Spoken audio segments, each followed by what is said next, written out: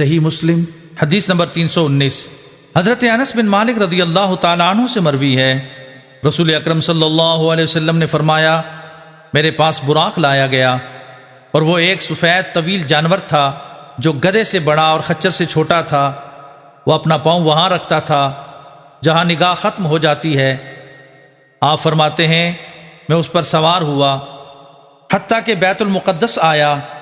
فرماتے ہیں میں نے اس کو ایک کنڈے سے باندھا جس سے انبیاء کرام علیہم السلام باندھتے تھے۔ آپ صلی اللہ علیہ وسلم نے کہا، پھر میں مسجد میں داخل ہوا اور اس میں 2 رکعتیں پڑھیں۔ پھر باہر آیا تو حضرت جبریل علیہ السلام میرے پاس ایک برتن شراب کا اور دوسرا برتن دودھ کا لائے۔ میں نے دودھ کو پسند کیا تو حضرت جبریل علیہ السلام نے کہا، آپ نے فطرت کو اختیار کیا۔ پھر وہ مجھے آسمانوں کی طرف لے گئے۔ حضرت جبریل علیہ السلام نے دروازہ کھولنے کے لیے کہا تو کہا گیا، آپ کون ہیں؟ فرمایا، حضرت جبریل علیہ السلام۔ پوچھا گیا، اور تیرے ساتھ کون ہیں؟ کہا، حضرت محمد صلی اللہ علیہ وسلم۔ پوچھا گیا، ان کی طرف بھیجا گیا تھا؟ فرمایا، ہاں ان کی طرف بھیجا گیا تھا۔ بس ہمارے لیے دروازہ کھولا گیا تو وہاں حضرت آدم علیہ السلام تھے۔ انہوں نے مجھے خوش آمدید کہا اور میرے لیے بھلائی کی دعا فرمائی۔ پھر ہمیں دوسرے آسمان کی طرف لے جایا گیا تو حضرت جبریل علیہ السلام نے دروازہ کھولنے کے لیے کہا۔ پوچھا گیا، تم کون ہو؟ انہوں نے فرمایا، میں جبریل ہوں۔ کہا گیا، آپ کے ساتھ کون ہے؟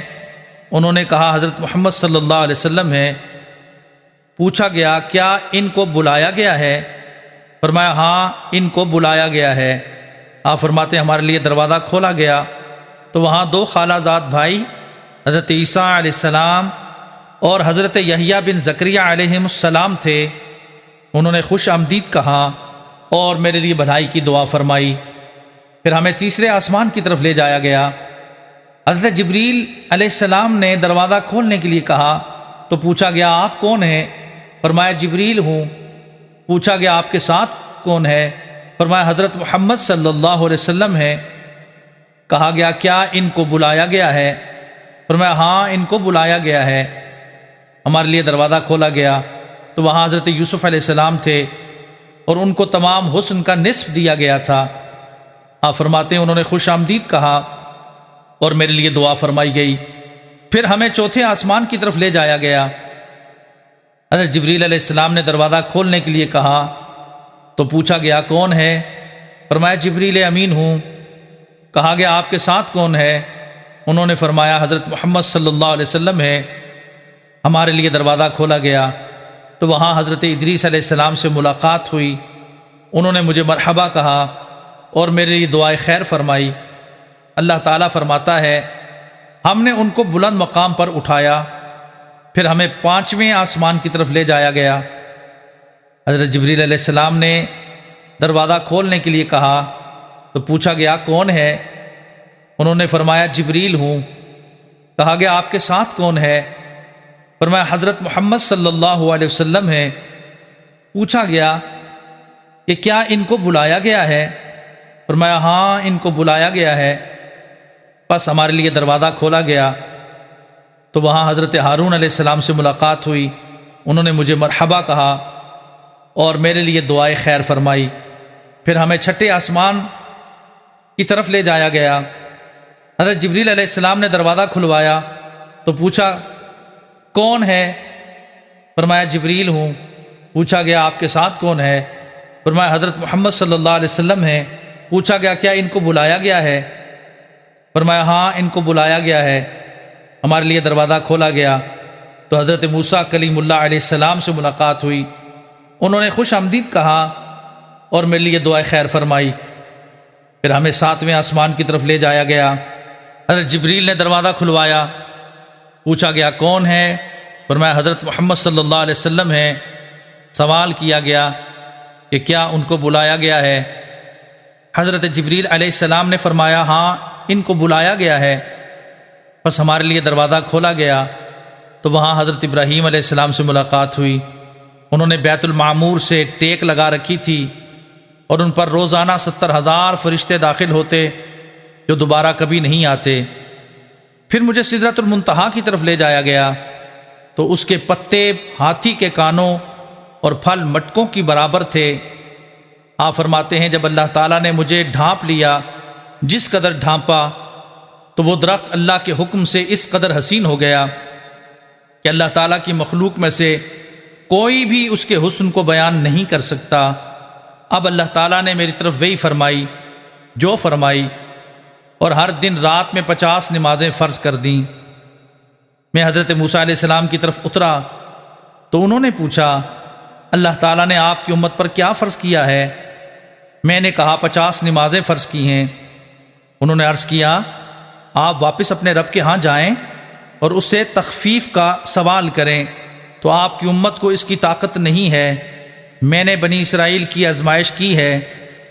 نبی اکرم صلی اللہ علیہ وسلم فرماتے ہیں، میں اپنے رب کی طرف واپس گیا اور عرض کیا، اے میرے رب، میری امت پر تخفیف فرما دے، تو اس نے مجھ سے 5 نمازیں کم کر دیں۔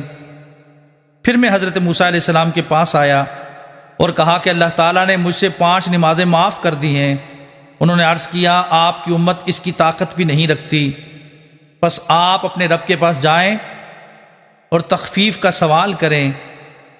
آپ فرماتے ہیں، میں مسلسل اپنے رب اور حضرت موسیٰ علیہ السلام کے درمیان آتا جاتا رہا، حتیٰ کہ اللہ تعالیٰ نے فرمایا، اے محمد صلی اللہ علیہ وسلم، یہ دن رات میں 5 نمازیں ہیں اور ہر نماز کا 10 گنا ثواب ہے، پس یہ 50 نمازیں ہو گئیں۔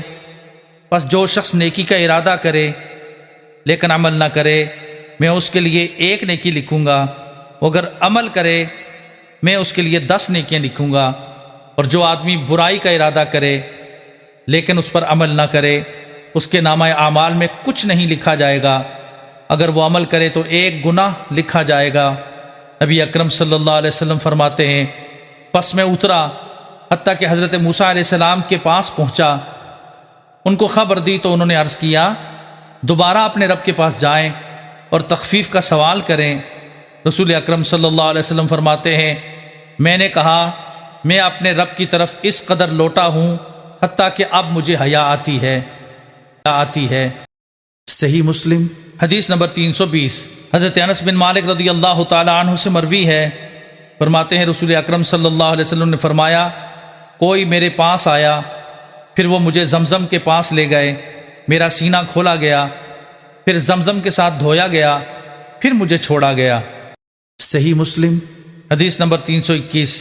حضرت انس بن مالک رضی اللہ تعالی عنہ سے مروی ہے، فرماتے ہیں حضرت جبریل علیہ السلام نبی اکرم صلی اللہ علیہ وسلم کی خدمت میں حاضر ہوئے اور آپ بچوں کے ہمراہ کھیل رہے تھے۔